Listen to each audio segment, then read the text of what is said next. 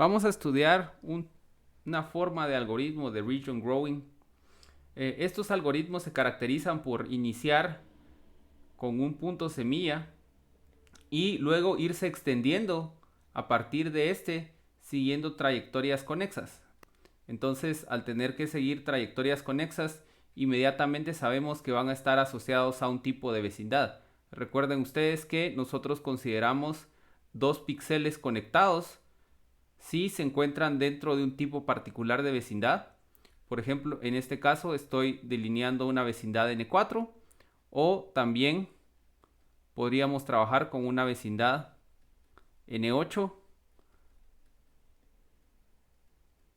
En este caso, el píxel que se encuentra en el centro, considerado el hotspot, es el que estamos procesando en un determinado momento. Entonces, los algoritmos de region growing inician con un seed o una semilla con sus respectivas coordenadas. Recuerden ustedes que cuando nosotros trabajamos con un arreglo de NumPy, el X0 se convierte en la fila y el Y0 en la columna. Por lo que nosotros vamos a estar trabajando en el arreglo en Y0, X0. Perdón, acá es columna y esta es fila.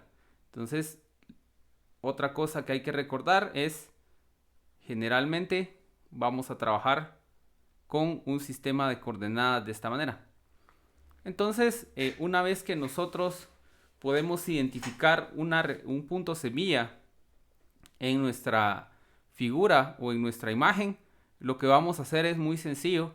Así como nosotros utilizamos en float filling, ir recorriendo cada uno de los píxeles que se encontraban en la vecindad de este y decidíamos si procesarlo o no en función de si este fuera positivo o no.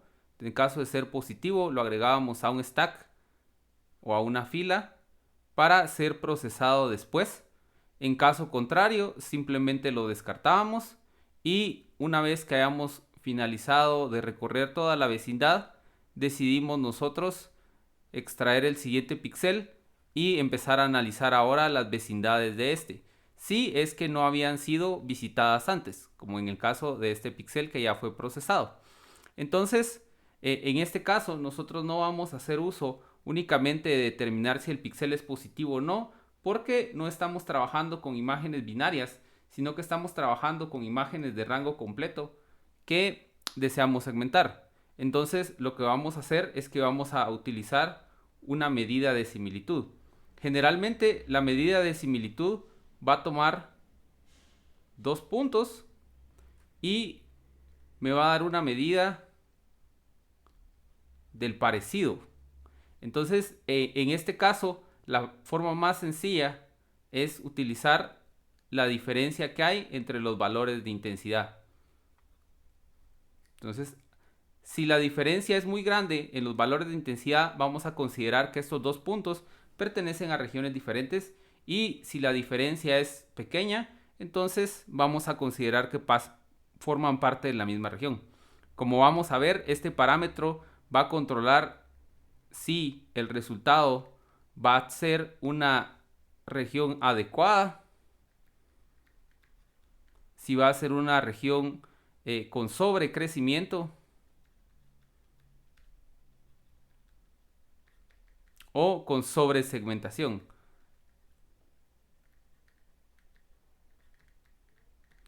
Cuando tenemos sobresegmentación, no llegamos a cubrir todos los píxeles que son necesarios para lo que yo estoy queriendo segmentar. Cuando tengo una región en la cual hubo sobrecrecimiento, estoy tomando más píxeles de los que deberían de haberse considerado, y por supuesto nosotros estamos buscando una versión que sea adecuada y que nos brinde la parte de la imagen que nosotros deseamos. Entonces, para implementar esto, primero creemos un caso de ejemplo muy sencillo con un procedimiento que vamos a estar utilizando luego para poder utilizar registro y ver cómo funcionan también algunos elementos de registro.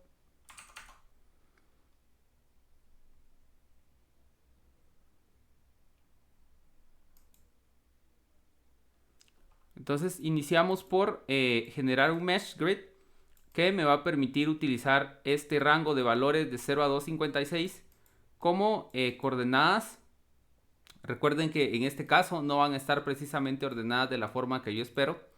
Y entonces voy a utilizar esta ecuación que me da justamente una región asociada a un círculo, la distancia al píxel que se encuentra en 90-80. Entonces todo aquello que sea a una distancia menor de 30, por eso 30 cuadrado, yo le voy a colocar un valor de intensidad de 20.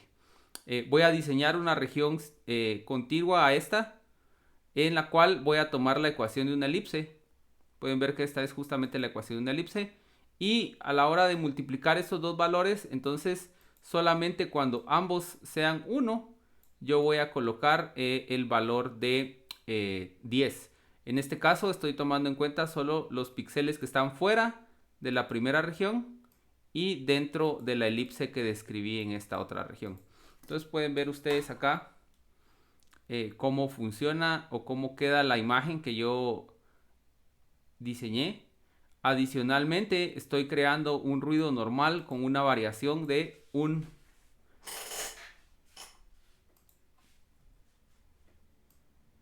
una unidad de intensidad, y como es costumbre voy a adicionar el ruido para que sea ruido aditivo. Entonces pueden ver aquí cómo se forman justamente dos regiones en el primer plano y el background. Y entonces obviamente en este caso sería más viable utilizar algún método de thresholding, pero para poder ilustrar cómo funciona el método de Digital Growing vamos a utilizar eso. Así que voy a iniciar con una semilla que va a estar colocada en el rango de 125. Entonces para poder visualizar dónde es que se encuentra esa semilla, yo voy a utilizar una bandera en la cual voy a generar una máscara. Y si se dan cuenta, acá tengo la ecuación del círculo con un radio de raíz cuadrada de 5. Vamos a hacerlo más grande, aunque puede ser que eso afecte un poco. Y le voy a colocar un valor de intensidad de 125. Entonces, al hacer eso, yo puedo ver acá el punto que corresponde a esa semilla. Por lo menos sé que el centro es el punto que corresponde, no toda la circunferencia. Pero eso ya me da a mí una indicación de dónde va a estar colocada la semilla que yo estoy utilizando. Si ustedes desearan, podrían alterar únicamente algunos de los canales construyendo una imagen RGB de 3 canales para poder darle diferentes colores y tonalidades a las regiones. Ahora vamos a la implementación propiamente del Region Growing. Y les decía, nosotros necesitamos una distancia. Entonces, en este caso, yo estoy utilizando simplemente la diferencia del valor absoluto de los valores de intensidad de los dos píxeles que me están dando en términos de sus coordenadas. Por supuesto, también debe venir la imagen de donde voy a obtener los valores de intensidad. Recuerden que esta distancia puede cambiarse, por ejemplo, a la distancia entre vecindades o también a una medida de similitud que compare las texturas utilizando probablemente el espacio de frecuencia. Adicionalmente necesito obtener la vecindad que voy a utilizar. En este caso estoy utilizando la vecindad N4. Entonces aquí se generan todos los píxeles que corresponden a la vecindad N4 dado el punto y el tamaño de la imagen. Y aquí tenemos el algoritmo propiamente de Growing. Para ello vamos a generar una máscara. En lugar de generar un arreglo de puntos como lo hicimos en el float filling, en este caso vamos a generar una máscara formada por ceros y unos. Y tenemos que tener una copia de o una lista de píxeles que han sido visitados para evitar entrar en un ciclo en el cual no vamos a dejar de visitar píxeles porque no deseo alterar la imagen original.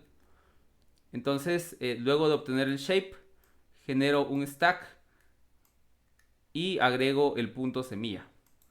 Entonces en este caso yo coloqué por seguridad un número máximo de iteraciones, pero este podría eliminarse. Sin embargo, es útil debido a que en muchos casos vamos a tener sobrecrecimiento y vamos a desear evitar que el algoritmo visite toda la imagen antes de completarse. Entonces, mientras mi stack siga teniendo elementos nuevos, voy a extraer el siguiente elemento a ser visitado, y para cada uno de los elementos en la vecindad de mi x0 y y0, mi punto que estoy procesando en este momento, voy a tomar en cuenta las dos posibilidades, que son que la similitud sea suficientemente pequeña, es decir, la distancia entre ellos dos sea suficientemente pequeña. Adicionalmente, debo garantizar que el píxel no ha sido marcado ya como positivo y que no ha sido visitado antes. Cuando esto sucede, entonces agrego este píxel a mi stack para ser procesado después. Ahora marco como visitado y como positivo el píxel que corresponde a este x0 y y0. Aumento el número de iteraciones para evitar que haya un sobrecrecimiento, y finalmente retorno la máscara. Ustedes pueden ver acá cómo utilizo las coordenadas x0 y y0 que seleccioné anteriormente, 100 y 25. Entonces vamos a utilizar 100 y 25, y en este caso el threshold de t me sirve para decir qué tan separados deben estar los valores de intensidad. Entonces, en este caso yo simplemente voy a colocar 2 unidades de separación, y entonces al ejecutar ese algoritmo vemos cómo se genera esta región en amarillo. Vemos cómo todavía hay algunos puntos que quedaron fuera de la distancia que yo diseñé debido al ruido. Si yo subo, vemos como ahora cada vez quedan menos píxeles fuera de la región, pero si yo excedo por mucho esto, entonces hay un total sobrecrecimiento, mientras que si yo altero un poco este valor, me voy dando cuenta cómo cambia completamente. Aquí está.